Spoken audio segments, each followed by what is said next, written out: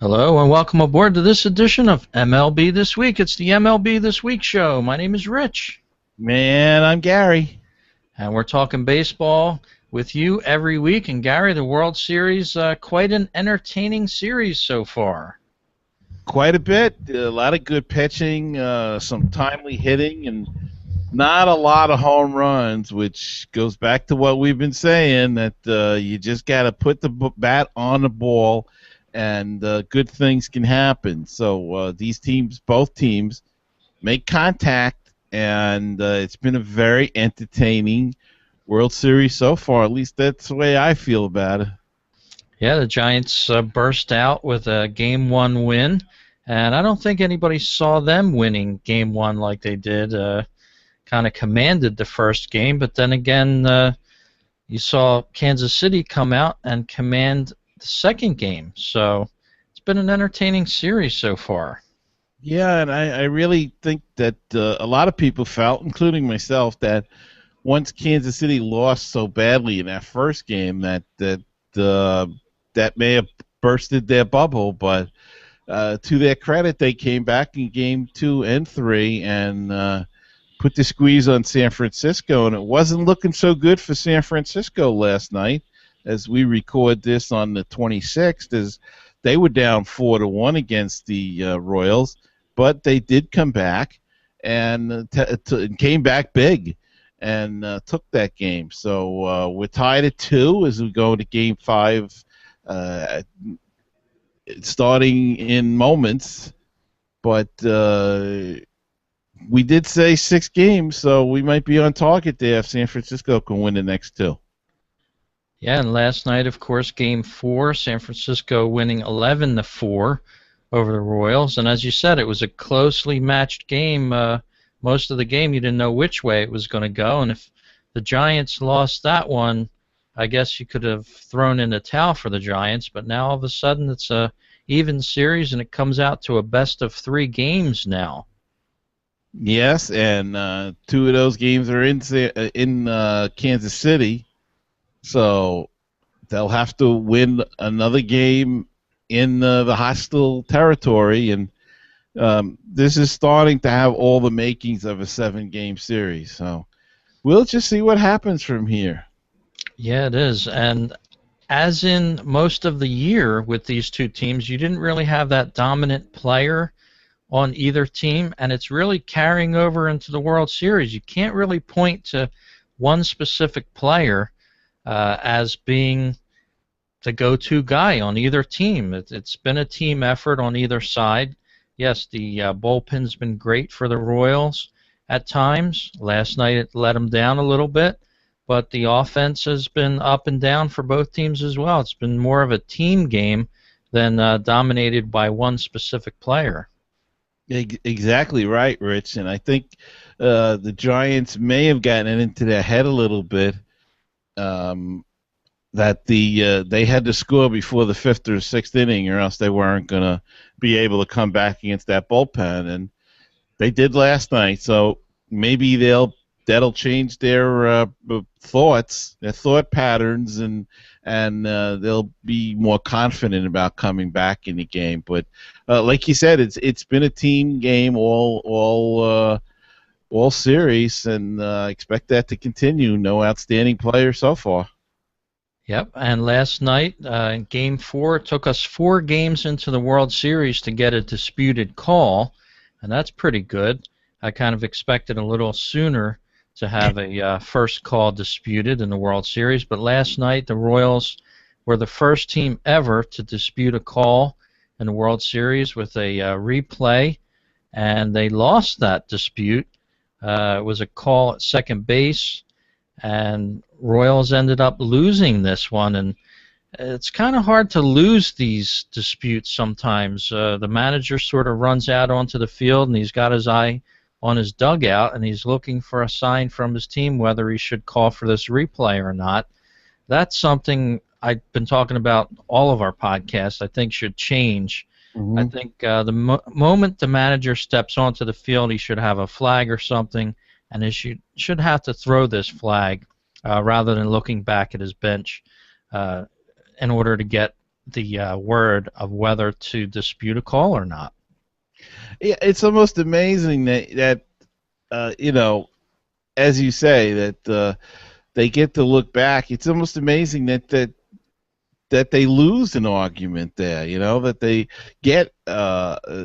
don't get their way because their camera guy is saying challenge it, and I don't know. I agree with you though. I think they should have something like football where they have to throw a flag out if they want to challenge it, and you take your chances with the replay. Yeah, because if not, you're on an uneven ground. You're not on a level basis with making the correct call. Or most of the time, these guys know whether he's safe or out. So the call's already determined by their home team or even the away team who's disputing the call. But maybe if they could change that, it would be a little bit better. But we'll have to keep our eye on that as the series goes on here. And another good point about this series is the Giants actually are a little bit fruity, and I kind of mean that in a good way. There was an article in the Wall Street Journal this past week about the San Francisco Giants. They actually grow their own fruit and vegetables out beyond one of the center field walls over in AT&T Park. And not only do they grow the fruits and vegetables, they actually sell them to the fans in food at this small restaurant-type food dispensary out there in the field. Different interesting fruit and vegetable type of items to the fans. I guess it wouldn't go over in a place like New York or Philadelphia where the cheesesteak and some other sandwiches are real big, but out there, there's a lot of vegetarians, so they loved it. Well, you know, for years, going back to the mid to late 60s in Shea Stadium, the Mets, the bullpen coach, whose name escapes me right now, used to grow tomatoes. And the players used to take them home, so it was, you know, and that was like an annual summer thing that they would have the big tomato patch out there in the bullpen. But that's interesting that they find a way to get some of the money back, put it in a restaurant, and there you go. Yeah, there's all kinds of exotic dishes. They grow mint, tomatoes, you name it. They have a little bit of everything out there. Lemons, salads, of course, and they're promoting healthy eating at AT&T Park and actually growing some of the food that goes into the fans' gullets. So kudos to the Giants for coming up with a fruit and vegetable farm out there that actually feeds people as well. That's great.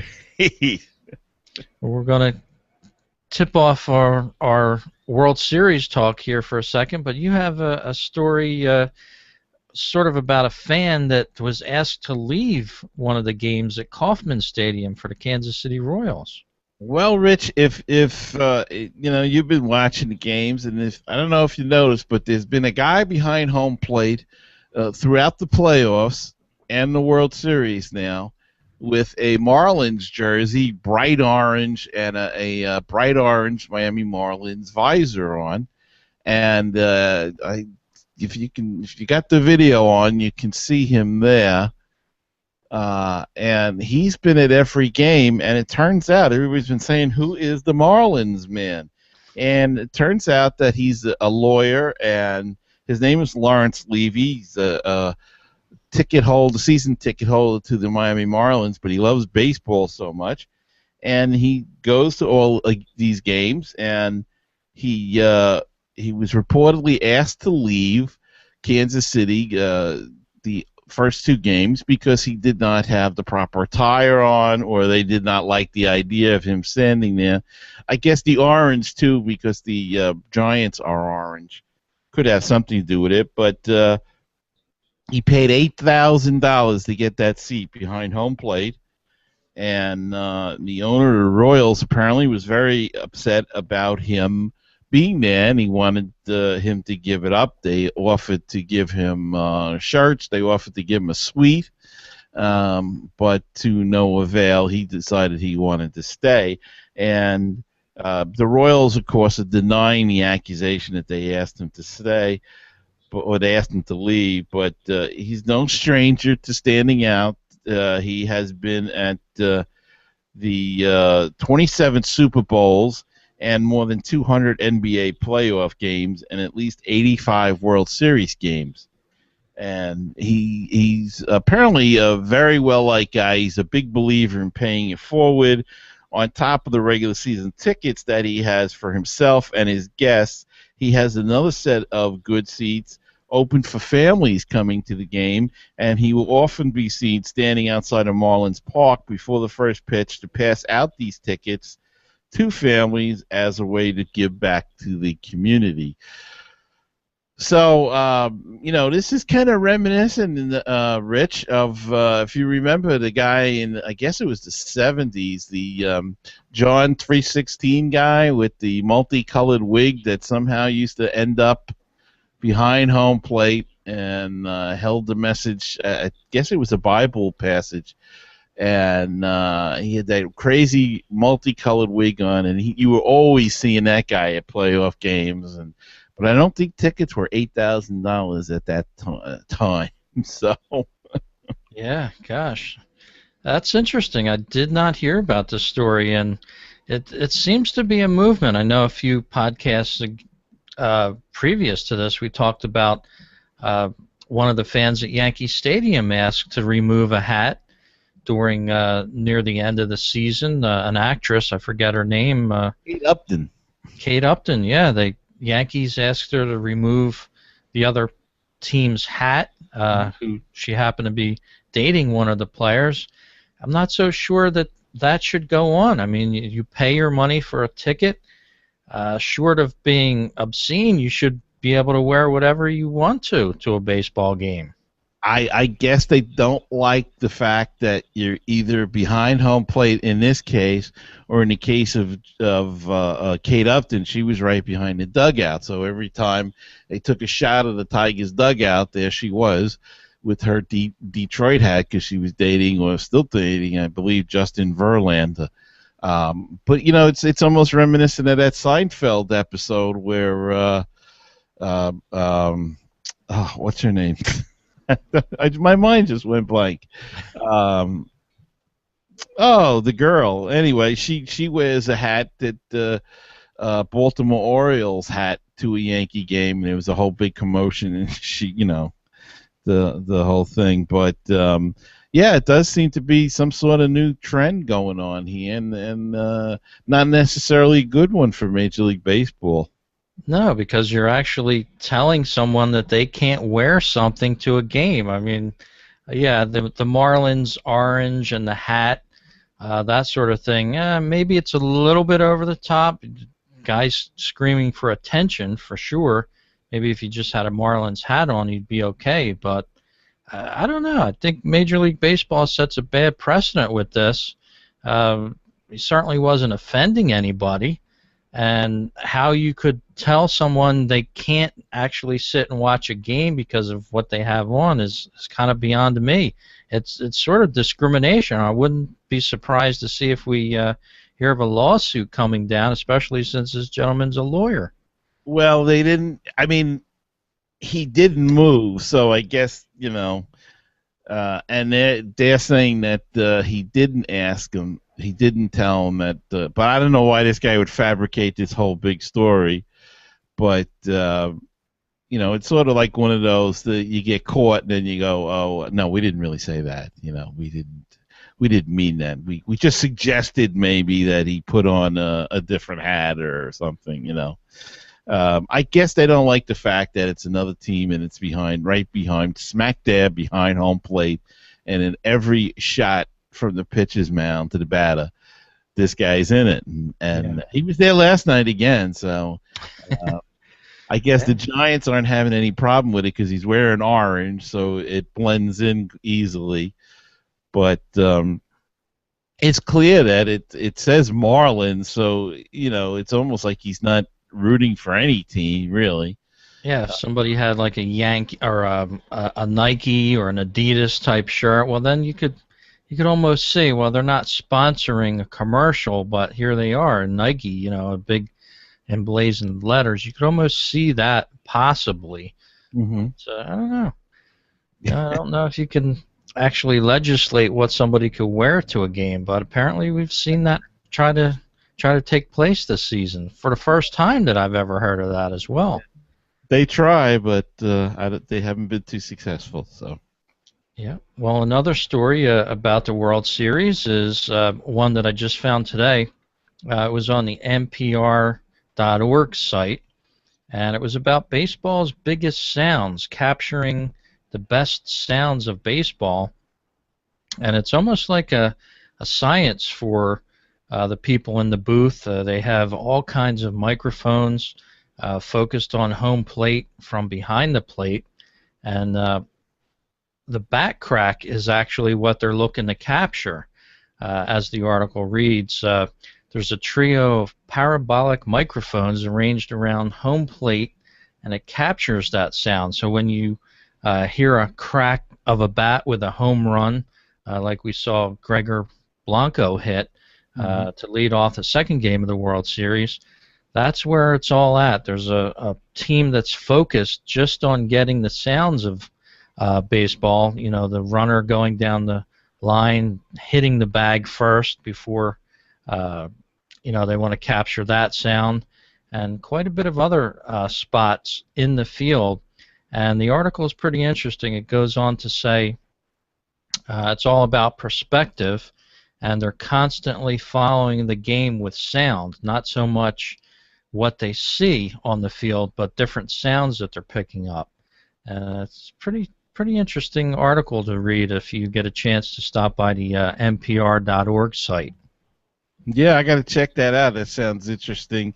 I know sometimes you'll see a game and it'll have a packed house, and yet you don't really hear the crowd that well, and usually it comes down to that microphone. Sometimes they may not have it all wired for that, like other stadiums do or whatever, and other broadcasts do. So, but of course, this is the big thing. This is the World Series, so I guess they ship every piece of equipment that they own, Fox, out there between the cameras and the top of the line replays and whatever else they have to send. But this is the big one. So. Yes, it is, and I will also have a link to this article at our website, MLBThisWeek.com. You can check it out there, link right to this article. And one of the final paragraphs of the article says, do they ever fake the sounds? Sometimes on the radio broadcasts of different games, I believe they used to hit a wooden piece of material to make it sound like a hit every now and again, but they say never. They never fake any sounds. That would be cheating, and they strictly use microphones to capture the sounds that they hear on the field. So no wooden clinking going on as they did some years ago in the radio broadcast. You'd hear a crack of a bat, and then the guy would miss it sometimes. So whoever was in charge of that would miss it, but no. Fox is, yeah, exactly. And Fox not cheating on this. They're doing a good job mixing the sound, and that's part of the game and the broadcast. I just the broadcast team just drives me nuts sometimes. Not a big Hal Reynolds fan, and sometimes it's just not a big Joe Buck fan. Sometimes it just gets. I'll turn the sound down, and I like Joe Buck, and I think Harold Reynolds, except for talking too much most of the time, he does offer a good color commentary at times, and he's not too far off the mark a lot. I'm really enjoying the call of this series so far myself. Well, I think you hit it right on the head. He talks too much. Yeah, there needs to be a little time of in between of just pausing, but maybe that's because this is his first World Series. He's got to get used to it. But you have a story on Paul Molitor. He's a leading candidate over in the Twin Cities. Well, yeah, Rich. There's other things going on in baseball as we speak. There's tons of movement and stuff going on as far as coaches, and the Mets have a new hitting coach. They hired Kevin Long, who was just let go by the Yankees, and of course the big news this week was Joe Madden leaving the Tampa Bay Rays, but we can get into that in a second. But Paul Molitor seems to be the leading candidate to replace Ron Gardenhire, I should say, in Minnesota, as he was let go, and he's a fan favorite there, Hall of Famer, and he's going to have a second interview, and a number of other candidates have been interviewed and eliminated, and it looks like he has a great shot at being the next manager of the Minnesota Twins. He seems to be a perfect fit, other than he has no managing experience. But, as a player, he was always prepared for the games and stuff. So we've seen a lot of new managers this year without experience. Brad Ausmus took over for Detroit. Last year, Robert Ventura took over for I think it was last year, wasn't it, or 2 years ago? Time's going by so quick. Yes, White it is. Sox. And there's been some other guys along the way. So, but it looks like Molitor might be the next manager, or at least he's the leading candidate right now for the Twins job. And he may put fannies in the seat for all we know because of his popularity in the town. And so Hall of Famer, and now he'll get a shot maybe at managing. Sounds great. And as you said, Joe Madden leaving the Tampa Rays, and he says he's open for just about anything, including sitting out next year. A lot of speculation has gone around the league where he may end up, anywhere from New York, and that was quickly denied by ownership of New York.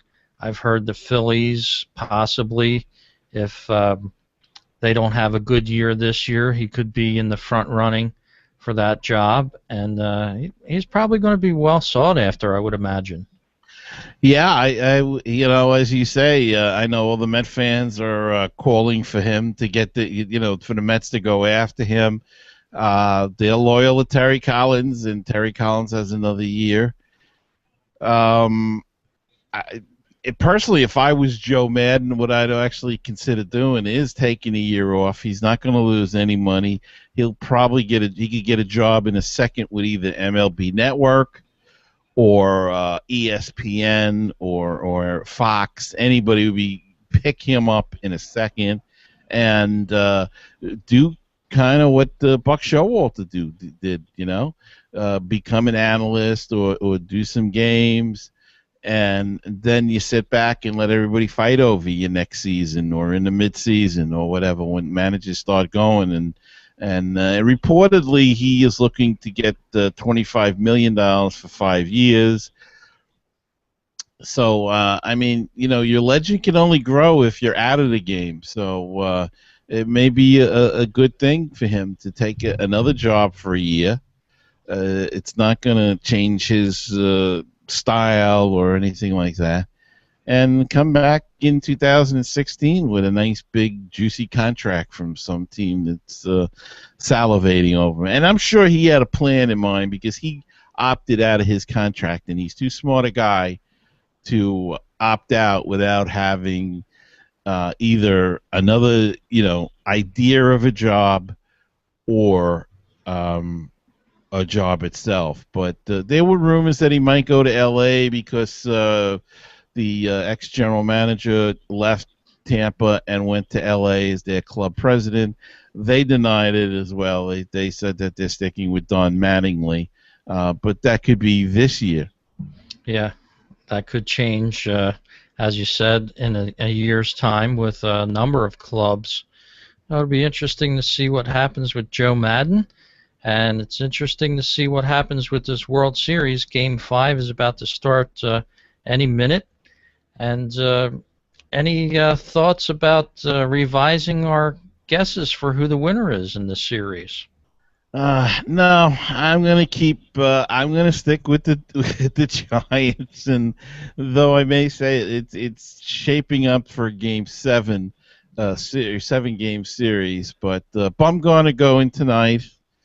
If he pitches as well as he has, that should put the Giants up 3-2, and it could go in 6.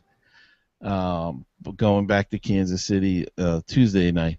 But I'm not going to revise it. I'm going to stick with my Giants.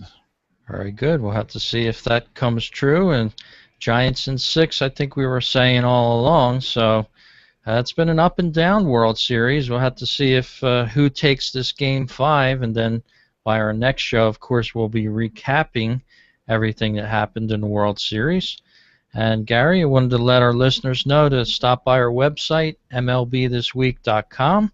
If you have a question, comment, something you want us to talk about, send us an email over to talk@MLBThisWeek.com.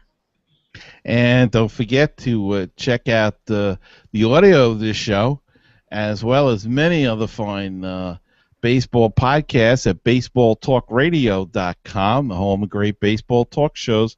All kinds of shows from Rich's Great Philly Show, Fighting Phillies, and I have a show, Mets Musings, and there's a show on the Milwaukee Brewers and on the San Francisco Giants and on the Kansas City Royals and Baltimore Orioles, you name it, Canadian baseball and Japanese baseball, and there's just the fantasy baseball, all kinds of great shows. So go check all of them out at BaseballTalkRadio.com. Indeed, and I just saw a tweet tonight from one of the Canadian Baseball Network producers. His name is Peter Bean. Evidently, he was in the Philadelphia area, and he ate 3 cheesesteaks in a row tonight. He rated each one of the major famous cheesesteak establishments in Philadelphia, but he said, my advice to you, don't eat 3 cheesesteaks in a row. So, Peter Bean, he's from the Canadian Baseball Podcast Network. He's also on BaseballTalkRadio.com. Appreciate if you stop by, give it a listen. You can check out all the great shows there. Gary, a little earlier in this show, I was talking about the Giants and their fruity and vegetable gardens going on out there in San Francisco.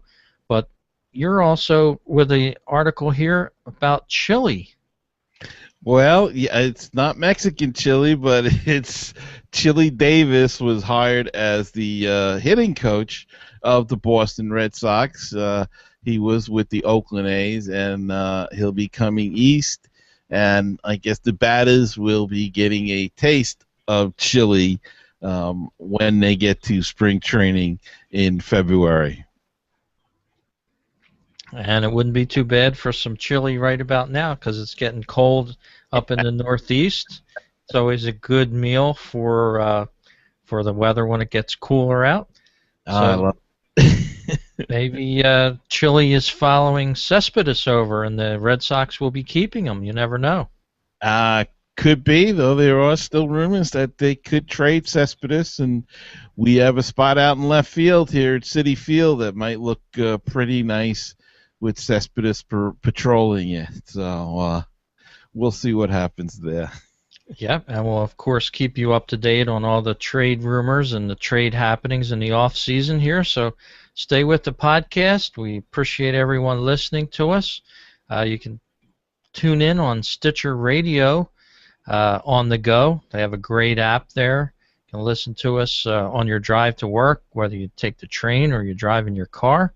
We appreciate all the listens that we're getting. We're getting some emails here and there. And we want to thank you again for listening to the show. And Gary, it's been another fast show. I think we both want to get off of the show and start watching game number 5. You bet, Rich. See you next time.